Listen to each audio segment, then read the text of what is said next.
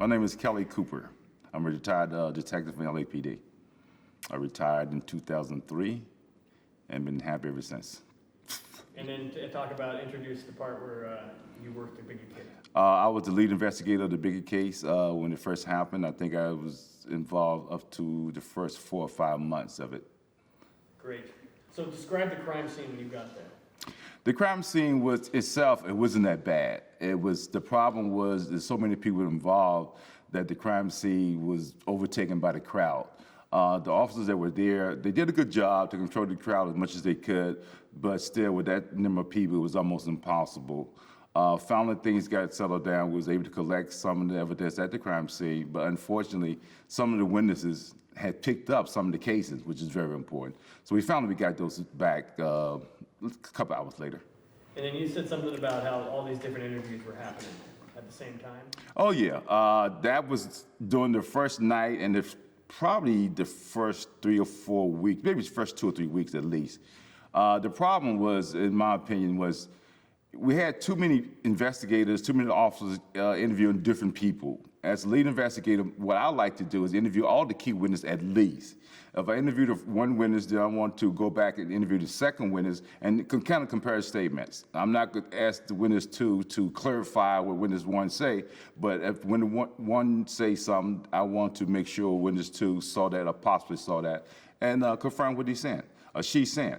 But in this case, we wasn't able to do that because we had too many detectives involved in the case. I mean, way too many, in my opinion. Again, that was just my opinion and wasn't my call to say. So if you want to clarify this part, so there were all these detectives were interviewing all these people, and you weren't being able to really compare notes. Exactly, and besides that, not to take anything for the officers, but a lot of officers was doing interviews. It's not only homicide detectives was doing interviews. We had officers doing interviews. You had detectives that never worked homicide doing interviews. I'm not saying they didn't do a good job, but a homicide detective would know specific questions to ask. So therefore, you wasn't getting the full story. There's no way. Great. What were your initial impressions of the witnesses who saw the shooting? The one that actually saw the shooting? The key witnesses were the ones in the first 2 cars, actually all 3 of the cars. To me, they were the key witnesses. Initially, they weren't that helpful. Actually, it was hard to find them initially. So once we found them, a lot of them weren't talking at all. Once we went to New York to interview some key witnesses, and they wouldn't even talk to us. It wasn't until after we contacted Mrs. Wallace and explained to her what was going on, all of a sudden things started working then. Then we ended up talking to probably 3 or 4 witnesses, and I think out of the 3, maybe 2 of them gave us good statements. 1 of them wouldn't talk at all. So they weren't that helpful at all, initially. Were there any concerns about the witnesses not being separated at the scene?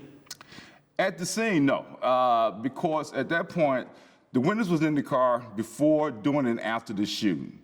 So they went to the hospitals together. So before we even got there, if they want to talk about it amongst themselves, there's nothing we could do about that. That was a done deal. Once we started interviewing witness one-on-one, we controlled that. We didn't have a problem there. But in between, there was a lot of time for them to talk amongst themselves. Based on witness statements, what color did you guys think the car was? Based on witness statements, there were 2 different colors, black and greenish color.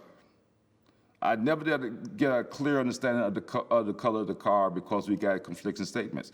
And we got conflicting statements from witnesses I thought should have been credible witnesses because they were close to the suspect's car. In my opinion, I never would have put out that flyer about the color of the car. At that time, we didn't have a clear understanding of what the color of the car was. But again, that's my opinion and was my decision.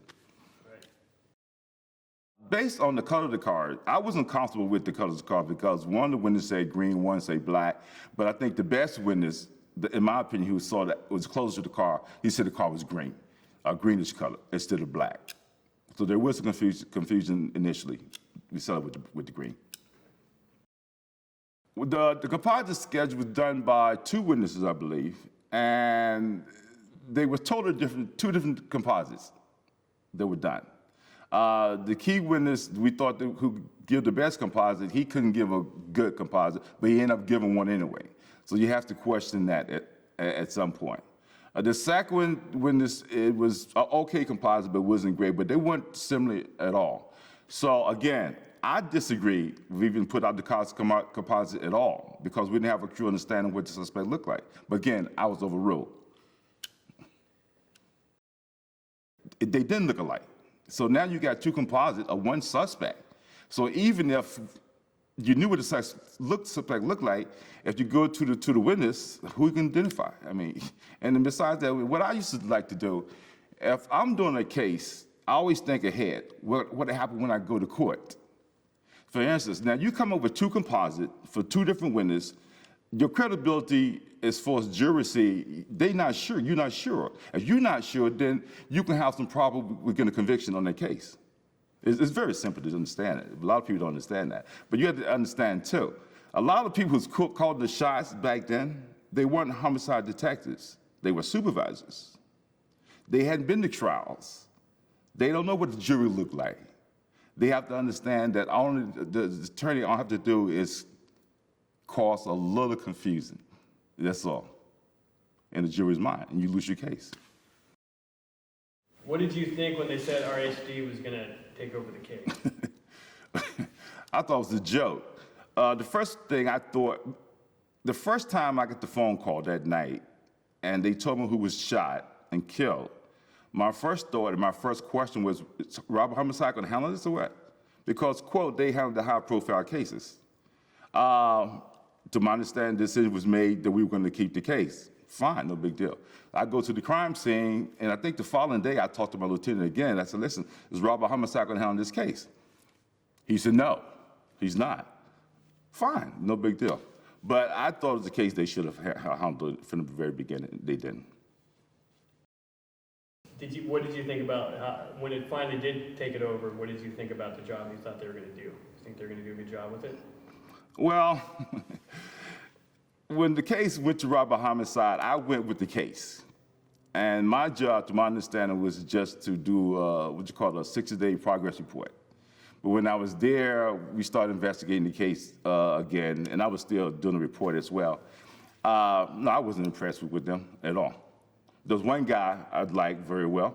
His name was Steve Katz. He was good. He was a good investigator, I thought. But other than, in my opinion, they weren't good detectives, not at all. They were overrated, to say the least.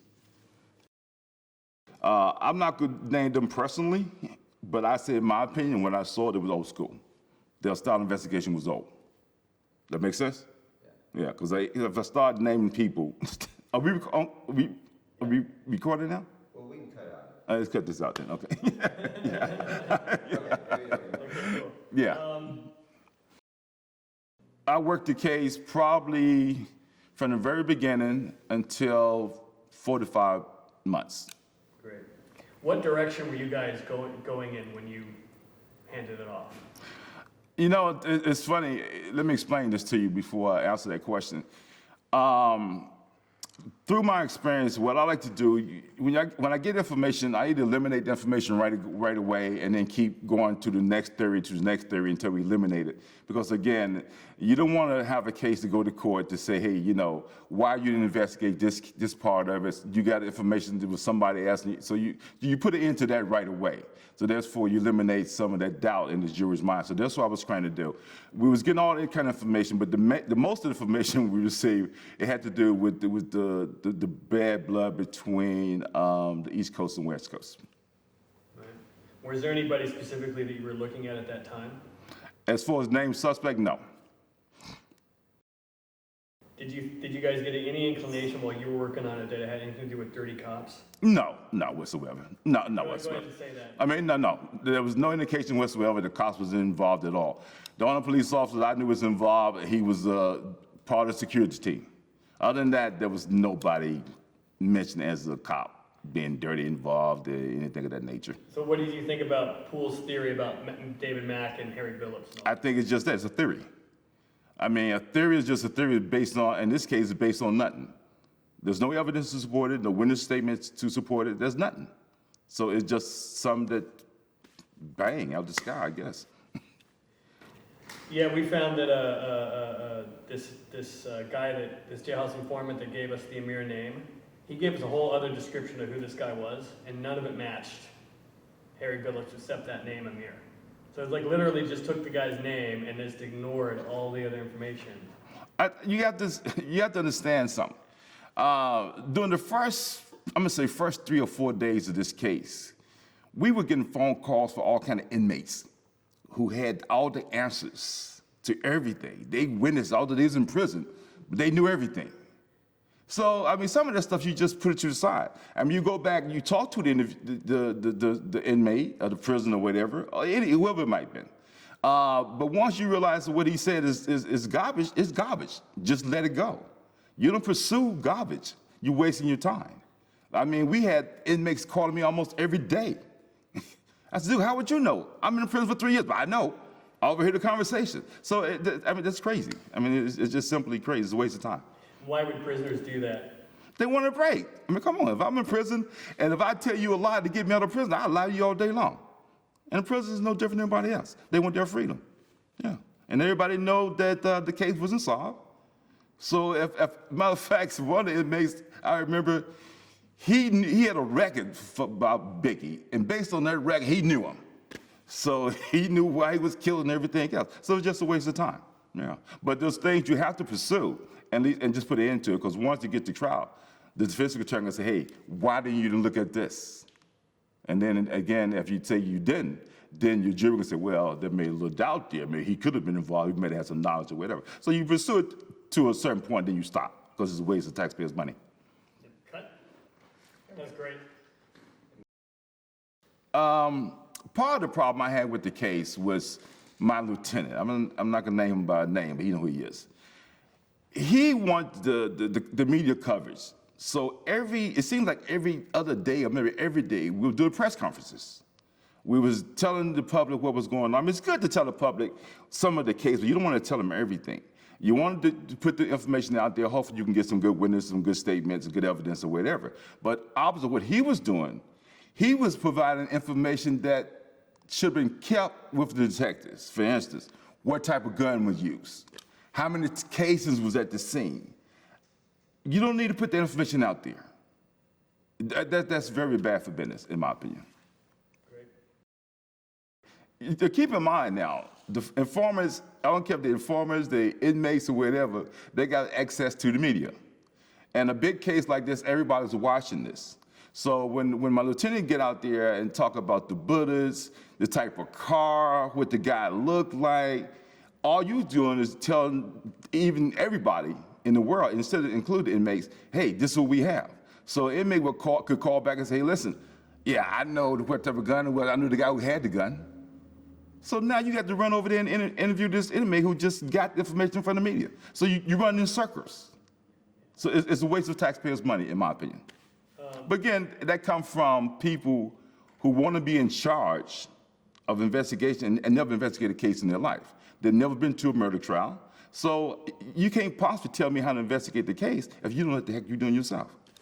Do you have anything to say about this gecko ammunition? Not really. I mean, to my understanding, they manufactured, I mean, no, not at all, because anybody can get those bullets, in my opinion. Yeah. So you don't think they're rare at all? No, I don't think so. You telling me they made these bullets and they sold it to people in Compton only? I mean, what are you saying? Okay, as far as the bullets, no, to me, they're not rare at all. I mean, come on. You telling me, if they told me they sold 5 and you can find 5 in the city of Compton, then yeah, that's a different story. But I'm sure they made more than 5 of those bullets. So, and bullets can, if you sell them in New Jersey, you can end up in California, so what's the big deal? So the bullets, to me, was overrated. Rob Homicide detectives and myself, we went to New York to interview a couple of what we thought were key witnesses. And one of the guys I remember for sure, he wouldn't even talk to us at all, and I thought that was kind of strange. I mean, this is your friend, somebody helping you make money. The least you can do is talk to us and try to help us out, but it didn't happen at all.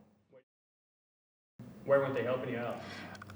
I think some of these people involved, they thought they were really gangsters, and gangsters don't talk to police, they solve their own issues. Some of these people involved, I think they were really gangsters, and some I think they were wannabe gangsters. And they go by the same old code, hey, you don't talk to police, we'll do it ourselves. And that was my opinion. Do you think there'll ever be prosecution for this? Do I ever think it would be now? No. I don't think anybody's working the case. I think probably the best person to work the case was Detective Caden. And I've seen some of the guys that's working robbery homicide back in those days. I have to question their style. Could they really solve a good case? I don't know. I have doubts. In this case in particular, I have doubts. How were Impalas rare? The model that we was looking at? Heck no. How can you possibly say that? I knew about 6 or 7 people owning themselves. They were popular cars. They had the big engine. I thought the body style was ugly, but I wouldn't have bought one, but everybody loved the car. So you can't say the car was rare. There's no way. Matter of fact, I thought it was so comical. I think one of my supervisors had one of the detectives contact, I think, the state of California to see how many of those Impalas were registered in California. I never saw the result, because to me, I thought it was a waste of time. Come on. I mean, how many of you think is registered in California? If so, you can talk to everybody who own one? I mean, that doesn't make sense. Yeah, so it's rare, that's ludicrous to me. Yeah. Early on in this investigation, I don't know if you were still on it when this happened, they talked to this guy, Keffe, because they knew he'd been at the party. Keffe D? Yeah. No, I wasn't there. Did that ever, No. his name ever come His name came back. His name came up when I was investigated. One of my key witnesses, as a matter of fact, he said Keffe D approached them at the Peterson Museum and asked that he wanted security, if Biggie wanted security. And the guy said, no, we didn't. And he identified Keffe D as the person who he talked to. Did the name Orlando Anderson ever come up at all when Keffe's name was coming up? Orlando Anderson never came up in Biggie's case. No, but his name, because let me back up. I had worked another case involving a guy named Kelly Jamerson, and he had been beaten at a party, and he was killed and stuff. And I ended up talking to a lot of guys out of the Compton area, gang members and stuff. And doing that investigation, I think Orlando Anderson came up, name was mentioned to me in Tupac's murder. But in Biggie's case, I don't think his name came up at all. Were you familiar at all with who Orlando Anderson was? Oh yeah, oh yeah, oh yeah, oh yeah. I knew he was definitely involved in the Tupac's murder. Matter of fact, I had a person I was talking to who told me that she was related to Orlando Anderson, and she told me that at family gathering, Orlando Anderson would brag about killing Tupac. Matter of fact, she shared that with me, and she also told me, she said, well, if they paid her, she would get that conversation on the telephone, which I can record. But I believe at the time, Las Vegas offered $1,000, and I tried to contact Las Vegas and offer $5,000 what she would do for it, but they weren't interested. I didn't think. It never went anywhere. Did you feel like everybody knew who did the Tupac killing on the street? I would say yes. So go ahead and say that back. Yes, in my opinion, based on the people I was talking to, I think it was obvious that they said Orlando Anderson killed Tupac. Yeah, and to my understanding, and based on the witnesses I was talking to, a lot of it was hearsay, but the word around the Compton area, yeah, it was a known deal. Yeah. Right.